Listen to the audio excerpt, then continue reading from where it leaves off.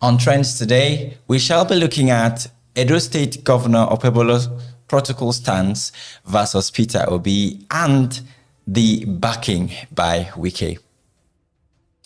Hello and welcome to today's segment of Trendz with LJE, where we dissect leadership, economic and justice issues in Nigeria, Africa and the globe. I'm your host, Mohammed Sule, and joining me today is a development strategist whom I shall be introducing after the break. Stay tuned.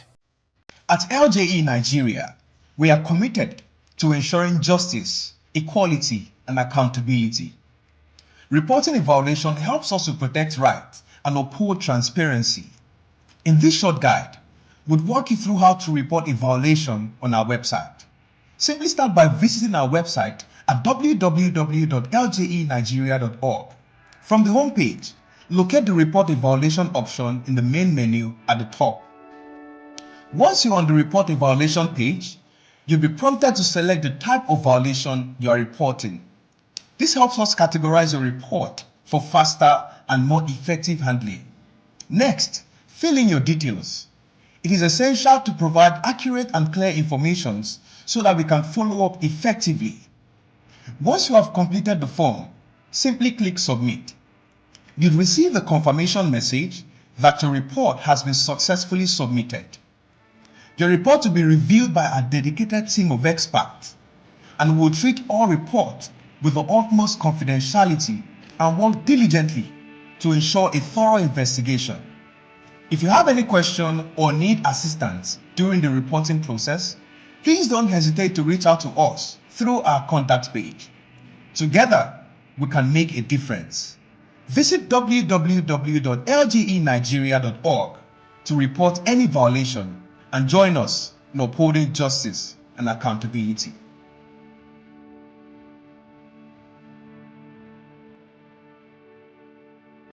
Welcome back from that short break. This is still Trendz with LJE, where we dissect leadership, economic and justice issues in Nigeria, Africa and the globe. And joining me today is a development strategist. Our panel for today, Mr. Shadrach Oka. You're welcome to the studio. Thank you for making it down here.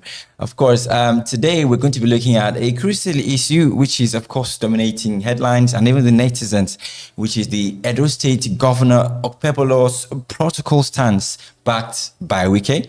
The Edo State Governor on Monday has clarified his recent comments regarding Peter Obi's visit to the state, reiterating that his stance on adherence to security protocols is a directive purely for public safety and standard security procedures, not politics.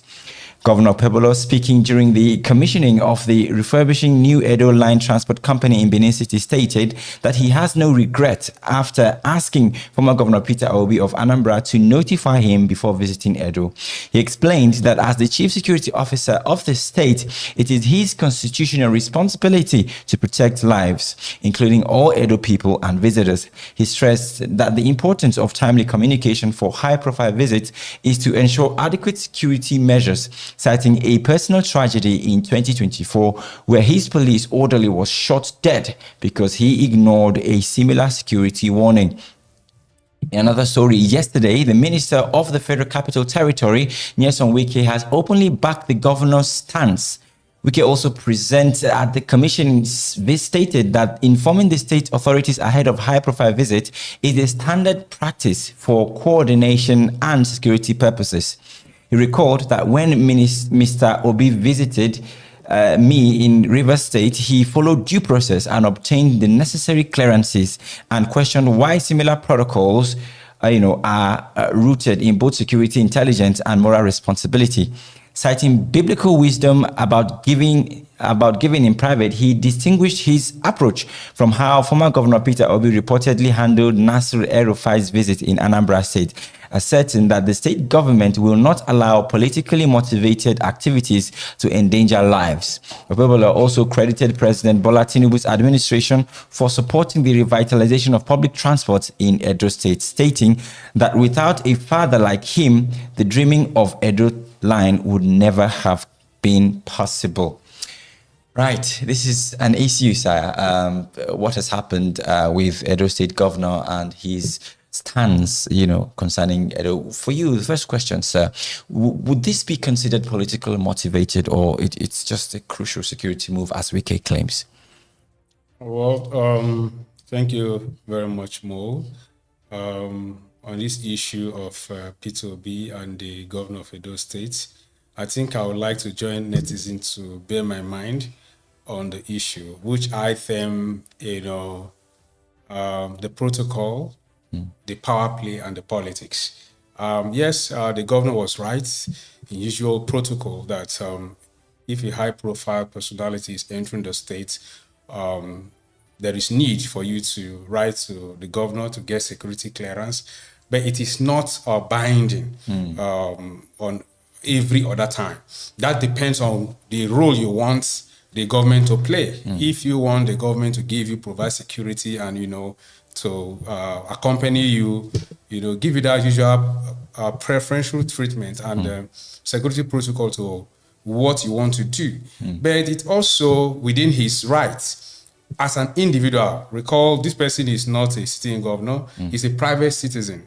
He doesn't have immunity, so he has the rights guaranteed by the Constitution of free entrance and free exit to any part of the country that he deems fit.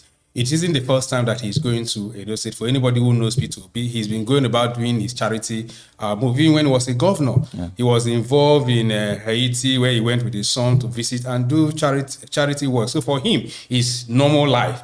And then he's not like every other governor. Even as a sitting governor, if he goes for visit, he doesn't carry with him the panache of office like every other person would do. So it is not surprising that his visit to Edo State went similar manner. So, but the governor was right, yes, that he wants him to notify him of his coming.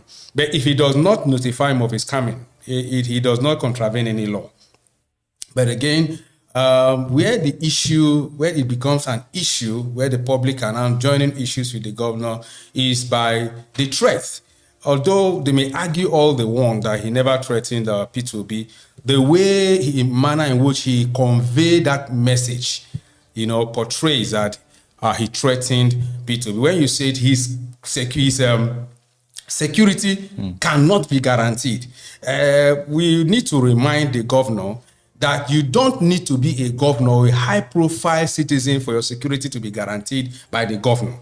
Every other individual, person, petty traders, life and security must be guaranteed by the governor, because it is there in the Constitution.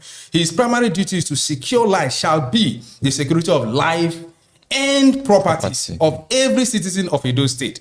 So whether you are a keke rider or you are a groundnut hawker, the governor is, bound by the law, by the Constitution, to guarantee your security of your life and your property. So it is very, very wrong for the governor to use such words in describing P2B, saying his security will not be guaranteed. So, but it is within the both of the individual rights, whether P2B is going to challenge it or not. But we know him as a gentleman. He's never going to do that. But we want the governor to know that the manner in which he conveyed that message is totally unacceptable. For instance, nobody is talking about the gesture itself. P2B's visit to the States was to carry out a charitable act of donation of money to, a private nursing school to support their infrastructure. And I learned it wasn't the first time he was doing that. He went back on a repeated visit to fulfill his pledge.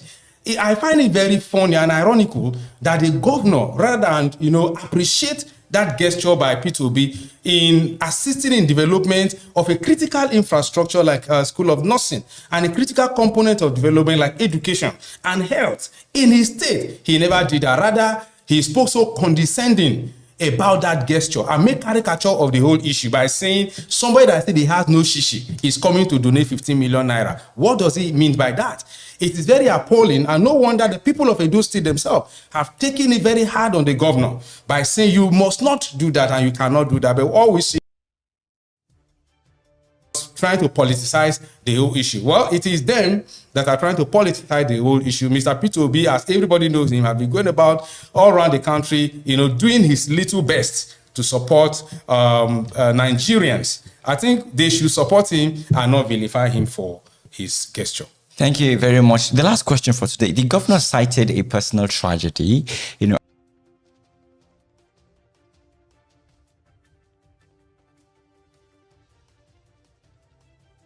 state government effectively balance the need for stringent security measures, for visiting dignitaries with the fundamental rights of free movement and political association. Well, let me challenge the governor on this platform that the Commissioner for Information and Communication in Edo State was interviewed in several news platforms, and they kept asking him, these people that died, is it an audio tragedy? Name the place. And they couldn't provide evidence of the place that the tragedy befell, 3 people died when P2B visited or when he left. They couldn't name it. They couldn't pin it down on him. So I find it very difficult to associate with this narrative of people died because P2B visited. Yes. For crying out loud, I want to also put it as a challenge. It is not just every other person that will visit a place, whether you are Wike was there. What happened? Wike was there. So the issue of security of life, of course, Edo State have been challenged numerously, cult activity, kidnapping activities, and all of that in different states. What are the measures that they are putting down to curb those issues? It is not about when people, with their favorite celebrity or their favorite politician, P2B arguably now is a man of the moment. Anytime, of course, Edo State is the heartbeat of the obedient movement. Yes. And you can see that the people love him. And from the optics that was shown from his visit and when he exited, there was no stampede. The people were just comported themselves, rejoicing, singing his praises, and all of that. But we are so shocked that we heard from the state government that people died.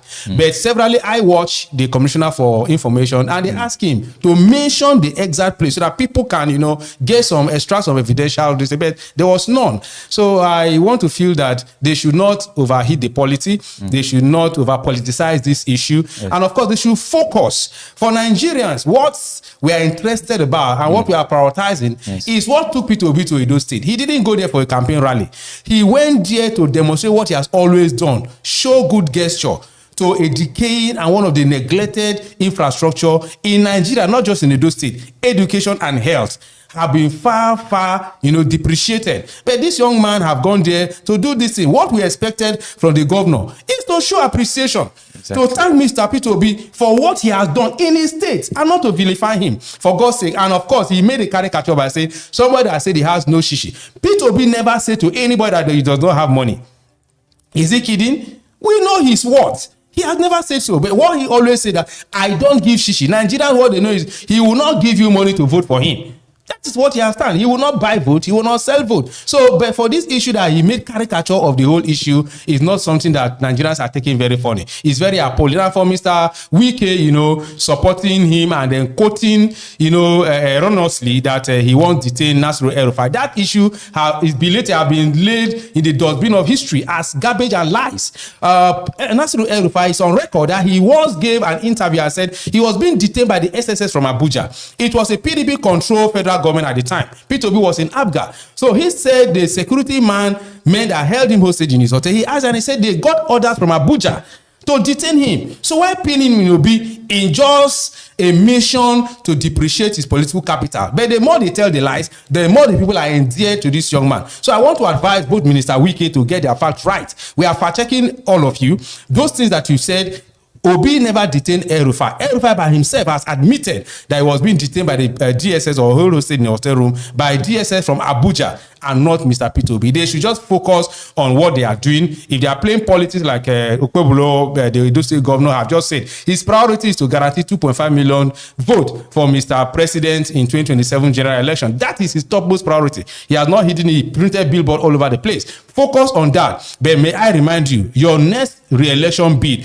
will be defined not by the number of votes you give to Mr. Tinubu, but by the number of critical infrastructure you bring in the life of Edo, the Edo-lites, and the level of development that you are trying to do. So I want you to focus and not, be distracted by playing politics with people who have nothing to lose. You have so much to lose. It's your state. Don't be moved by, don't be deceived by politicians in Abuja to put you, to pitch you against your own people. Because right now, 90% of the people reacting to this issue are citizens of Edo State against the governor. So, Mr. Governor, be wise. Take a wise decision. I appreciate the kind gesture of Mr. Peter Obi in donating and supporting your infrastructural development. Of course, your agenda is shine. Yes, it's making you to shine by donating to the School of Midwifery in Benin City and not vilify him. Thank you very much, Mr. Shedrack Oka, for that response. We now look into the comment section. We have Ebino Cecilia here saying that it is against the Constitution, for a citizen to be prevented from entering into any state that is against the right of freedom of movement. Don't forget, you too can be a part of this conversation by following our social media platforms on Facebook, YouTube, and Instagram. You could also ask questions to our guests and panels on Trendz going forward. With that, we come to the end of today's Trendz, and thank you very much, Mr. Shedrack Oka, for being part of the program today. We appreciate your time. All right, that will be all for now. Up next is breaking news on LJE. Once again, I'm Suley Mohammed Isa. At LJE Nigeria, we are committed to ensuring justice, equality, and accountability. Reporting a violation helps us to protect rights and uphold transparency. In this short guide, we'll walk you through how to report a violation on our website. Simply start by visiting our website at www.ljenigeria.org. From the home page, locate the Report a Violation option in the main menu at the top. Once you're on the Report a Violation page, you'll be prompted to select the type of violation you are reporting. This helps us categorize your report for faster and more effective handling. Next, fill in your details. It is essential to provide accurate and clear information so that we can follow up effectively. Once you have completed the form, simply click Submit. You'll receive a confirmation message that your report has been successfully submitted.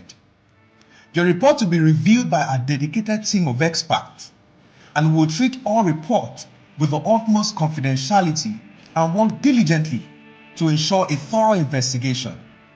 If you have any question or need assistance during the reporting process, please don't hesitate to reach out to us through our contact page. Together, we can make a difference. Visit www.ljenigeria.org to report any violation and join us in upholding justice and accountability.